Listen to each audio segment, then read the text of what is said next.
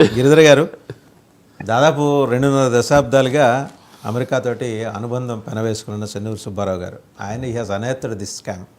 ఆయన తెలుగు టైమ్స్లో నేను అనేది కాదు కానీ నేను చాలా అంటే కూలంకుషంగా లోపలికి వెళ్ళి మొత్తం వివరాలన్నీ సేకరించారు. అకౌంట్ డీటెయిల్స్ కూడా ఆయన ప్రొవైడ్ చేశారు ఆయన రాసిన ఆర్టికల్లో. అంటే ట్రాన్సాక్షన్స్ ఎట్లా జరిగినాయి ఏంటి అనేది కూడా. సో ఈ క్రమంలో ఈరోజు వారు అన్నట్టు FBI దాకా వెళ్తే తెలుగు వాళ్ళ ప్రతిష్టని తీసుకెళ్ళి వైట్ హౌస్ ముందు తాకట్టు పెట్టినట్టేగా. ఫస్ట్ నుంచి మీకు ప్యానలిస్ట్ కి మీ ప్రేక్షకులందరికీ నమస్కారాలండి. తప్పకుండా అండి, ఇది చాలా దౌర్భాగ్యమైనటువంటి పరిస్థితి. ఈరోజు మన తెలుగు వాళ్ళు అమెరికాలో ఉన్నటువంటి వాళ్ళు చేస్తున్నటువంటి అద్భుతమైనటువంటి కార్యక్రమాలకు ఇది ఒక మచ్చుతునగా ఒక విధమైనటువంటి నెగటివ్ మార్క్ కింద మనం భావించాలి.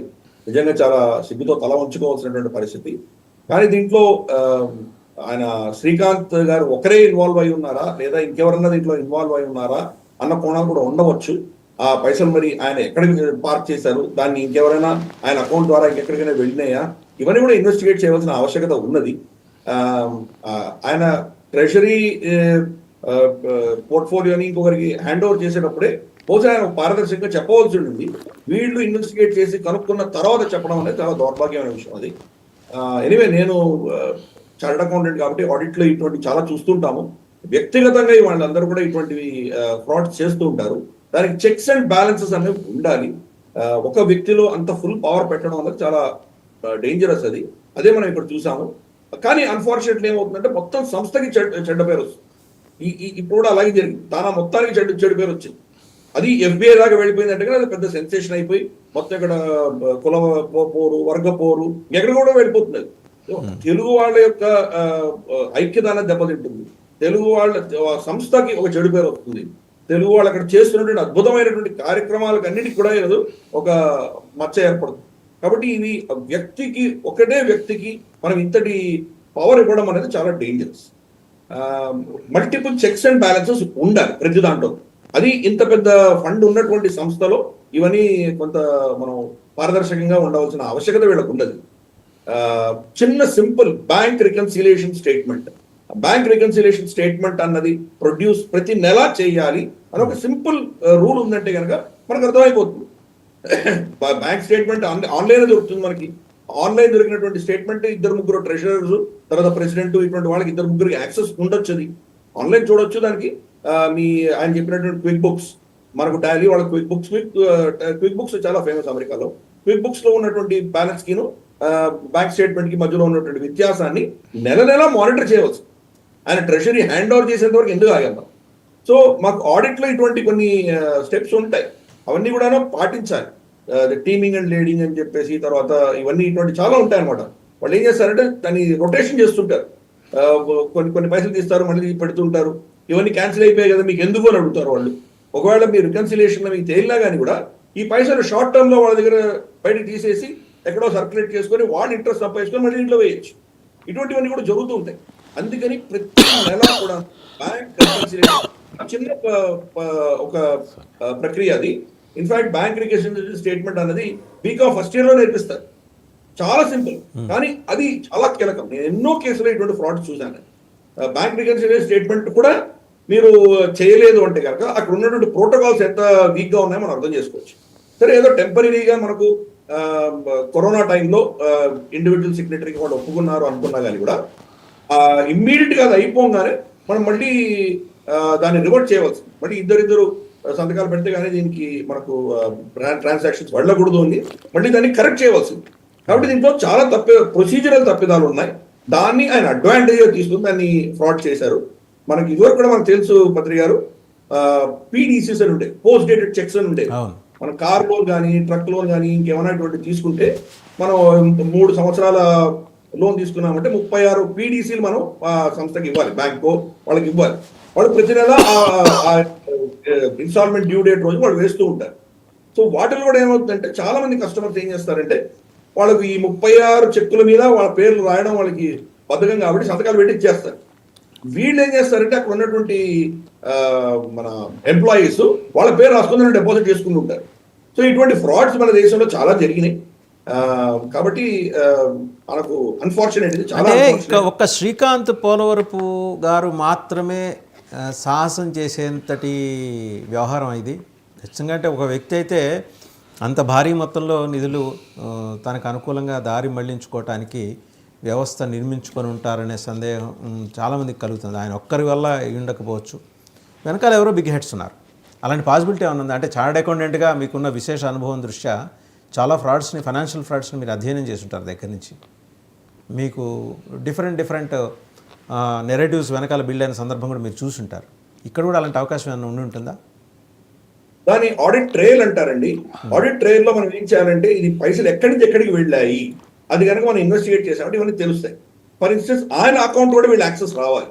ఈ గత 3 ఏళ్లుగా ఆయన చేసినటువంటి ఏవైతే ట్రాన్సాక్షన్స్ ఉన్నాయో తానా ఫౌండేషన్ అకౌంటే కాదు, ఆయన శ్రీకాంత్ గారి అకౌంట్ కూడా డీటెయిల్స్ మనం తీసుకున్నామంటే ఈ రెండింటి పోలి చూస్తే మనకు అర్థమవుతుంది. ఎందుకంటే తానా నుంచి అక్కడ $100,000 ట్రాన్స్ఫర్ అయ్యాయి అనుకుందాం. $100,000 మళ్ళీ ఆయన ఏం చేశారు, ఆయన మళ్ళీ ఇంకెవరైనా పాస్ ఆన్ చేశారా, అక్కడ మీకు తెలిసిపోతుంది ఎవరు దీని వెనకాల మాస్టర్ మైండ్. ఈ యొక్క సర్క్యూట్ ఎక్కడి నుంచి ఎక్కడికి వెళ్ళింది అని డొంకలాగితే అన్ని బయటపడతాయి.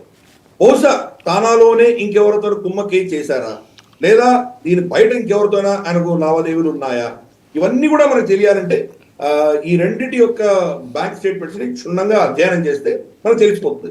సింపుల్ అకౌంటింగ్ ప్రాసెస్ అండి ఇది. అకౌంటింగ్ ప్రాసెస్ లో నేను చెప్పినట్టు ప్రతి నెల మీరు కనుక బ్యాంక్ రికన్సిలియేషన్ అంటూ చేసుకుంటే ఇది ఎప్పుడో బయటపడి ఉండేది, అప్పటికే తెలిసిపోయి ఉండేది. ఒకవేళ చేయలేదు అనుకుందాం, ఫర్ ఎనీ రీజన్ ఆయన అకౌంటెంట్ కాదు ఇంకెవరో చేశారు అయినా కానీ కూడా నెక్స్ట్ ఇమ్మీడియట్ గా ఈ ఫ్రాడ్ తెలియంగానే ఇమ్మీడియట్ గా ఆయన అకౌంట్ స్టేట్మెంట్ కూడా ఇన్సిస్ట్ చేయవలసింది. దాంట్లో మనకు కంప్లీట్ ఎవరెవరు దీంట్లో ఇన్వాల్వ్ తెలిసిపోతుంది. ఇప్పుడు ఆ దౌర్భాగ్యమైన పరిస్థితి ఏంటంటే మీరు తానా లోపల మీరు దీన్ని సమస్యకి పరిష్కారం తీసుకొచ్చే విషయం పక్కకి వెళ్ళిపోయి ఇప్పుడు FBI రంగంలో దిగుతాం. FBI రంగంలో దిగి వాడు ఇన్వెస్టిగేట్ చేసి ఇగో మీ ప్రెసిడెంట్ కూడా ఇన్వాల్వ్డ్, మీ ట్రెషరర్ ఇన్వాల్వ్డ్, మీ సెక్రటరీ ఇన్వాల్వ్డ్, ఇటువంటి స్టేట్మెంట్ వాళ్ళు ఇస్తే ఇంకా మరి ఎంత చిక్కుచేటు మనకది. కాబట్టి దీంట్లో ఎవరెవరు ఇన్వాల్వ్డ్ అన్నది ఎవరు చెప్పాలి, వాళ్లే పారదర్శకంగా వాళ్ళలో వాళ్ళే చేయవలసింది, అది చేయలేదు. కాబట్టి ఇప్పుడు అన్ఫార్చునేట్ ఇంకొకసారి ప్రభుత్వం చేతికి వెళ్ళిపోయిందంటే కనుక ఇంకా మన చేతిలో ఉండదు. వాళ్ళు ఇన్వెస్టిగేషన్ వేరే స్థాయిలో వాళ్ళు ఇన్వెస్టిగేట్ చేస్తారు కాబట్టి మొత్తం డొంకంతా లాగుతారు. అప్పుడు ఇంకా ఎన్ని స్కెలిటన్స్ బయటకు వస్తాయో మనకు తెలియదు. కానీ ఒక వ్యక్తి చేయడం అనేది చాలా చేయొచ్చు. మొత్తం పవర్ ఆయన చేతిలో పెడితే ఇటువంటి జరగచ్చు. ఇన్ఫాక్ట్ ఇద్దరు సిగ్నేటరీస్ పెడితే ఇద్దరు కలిసి పంచుకున్నటువంటి కేసులు కూడా నేను చూశాను గతంలో. కాబట్టి ఇవి ఫ్రాడ్స్ అనేవి పాసిబుల్. దీనిని అపేక్షిస్తున్నటువంటి సిస్టమ్ మనకు అది మనం దాని గురించి చర్చించాలి. ఇందాక చెప్పినట్టు దాన్ని కంటిన్యూస్ గా మానిటర్ చేస్తున్నటువంటి టీం ఉండాలి. ఏది కూడా ఒకరి మీద డిపెండ్ అయి ఉండకూడదు. ఇన్ఫాక్ట్ ఈ అకౌంట్ స్టేట్మెంట్ అనేది ప్రతి quarter for instance every 3 months treasurer దానికి చెప్పాలి, ఇంత మనకు ఆదాయం వచ్చింది, ఇంత ఖర్చులైనాయి, ఇక్కడికి వెళ్ళినాయి, మనకి బ్యాలెన్స్ ఇంత ఉన్నాయి, ఇంత ఇంట్రెస్ట్ వచ్చింది, ఇంత ఖర్చులయ్యాయి, ఇంకా షార్టేజ్ ఉంది, ఏదో వాట్ ఎవర్ అది ఒక సిస్టమ్ లో ఉండాలి. ఇటువంటివన్నీ చెక్స్ అండ్ బ్యాలెన్సెస్ అనేది పెట్టాలి మనం. అది కార్పొరేట్ ఆఫీస్ అయితే కనుక ఆఫ్ కోర్స్ దానికి వేరే విధమైనటువంటి ఇంటర్నల్ ఆడిటర్స్ ఉంటారు, చాలా ఉంటారు. ఇటువంటి ఇంటర్నల్ ఆడిటర్స్ పెట్టుండొచ్చు, బట్ ఆ ఖర్చు మనకు చెప్పలేము. అది అల్టిమేట్ గా ఏంటంటే మనకు ఈ NGOs అనేసరికి అందరూ వాలంటరీగా పనిచేస్తున్నారు, ఎవరు దాంట్లో ఎంప్లాయీస్ కాదు. కాబట్టి వాళ్ళ యొక్క ఆలోచన ఎలా ఉంటుందని వ్యక్తి యొక్క ఏమంటారంటే అతని నైతికత మీద ఆధారపడుతుంది. కాబట్టి ఈ కేసులో ఇప్పటి వరకైతే మనకు అర్థమవుతుంది ఏంటంటే బహుశా శ్రీకాంత్ గారు వ్యక్తిగతంగా ఒక వ్యక్తి ఇవన్నీ చేసి ఉండొచ్చేమో అని అనిపిస్తుంది. కానీ ఇందాక నేను చెప్పినట్టు ఆయన బ్యాంక్ అకౌంట్ కూడా మనం ఆరా తీసామంటే బహుశా దీని వెనకాల ఉన్నటువంటి హస్తం కూడా బయటకు వచ్చేటువంటి అవకాశం. ఆరా తీయటం అంటే FBI నేరుగా ఇన్వాల్వ్ అయితే గానీ అది బయటకు వచ్చే పరిస్థితి కాదు కదా. ఆయనంతా ఆయన స్వచ్ఛందంగా వెల్లడించారు. వెయిట్ చేస్తున్నామంటున్నాను, FBI దాకా ఎందుకు వెయిట్ చేస్తున్నామంటున్నాను. ఫర్ ఇన్స్టెన్స్ శ్రీకాంత్ గారిని వీళ్ళు ఇన్సిస్ట్ చేసి శ్రీకాంత్ గారి యొక్క స్టేట్మెంట్ ఆయన కనుక ఇస్తే ఇమ్మీడియట్ గా మనకు అర్థమైపోతుంది. సపోజ్ ఆయన వెనకాల ఉన్నటువంటి శక్తుల్ని ప్రొటెక్ట్ చేయడానికి ఆయన ఇవ్వలేదు అనుకోండి, అప్పుడు ఆఫ్ కోర్స్ ఇంకప్పుడు మనం పోలీస్ దగ్గరికి వెళ్ళాలి, ప్రభుత్వం యొక్క హెల్ప్ తీసుకొని ఇవన్నీ కూడా డొంక తీయాలి బయట. రైట్. ఒకసారి ఫణిమోహన్ గారు ఈ సమస్యను మన కోర్టులకు FBI దగ్గర వెళ్ళక ముందరే అంతర్గతంగా దాన్ని రిజాల్వ్ చేయవలసింది. బహుశా ఆయన దగ్గర పైసలు లేకపోవచ్చు, ఆయన ఎక్కడో సర్క్యులేషన్ లో పెట్టుండొచ్చు, అందుకని ఈ సమస్యలన్నీ వస్తున్నాయి. ఆల్రెడీ $1 million ఇచ్చేశారు అని చెప్పారు సుబ్బారావు గారు. కాబట్టి బహుశా ఇంకా మీద ఫండ్స్ అనేది ఎక్కడికి వెళ్ళినాయి, ఏం చేశాడు ఆయన, దాంతో ఎక్కడైనా ఇన్వెస్ట్ చేశాడా లేదా ఖర్చు పెట్టేశాడా, ఇవన్నీ కూడాను మ్యాటర్ ఆఫ్ ఇన్వెస్టిగేషన్. రైట్. ఒకసారి ఫణిమోహన్ గారి దగ్గరికి వెళ్దాం. ఫణిమోహన్ గారు, చాలా విచిత్రమైన పరిస్థితి. ఒకవైపు చూస్తే పరువు ప్రతిష్టలు, మరోవైపు చూస్తే భారీ ఎత్తున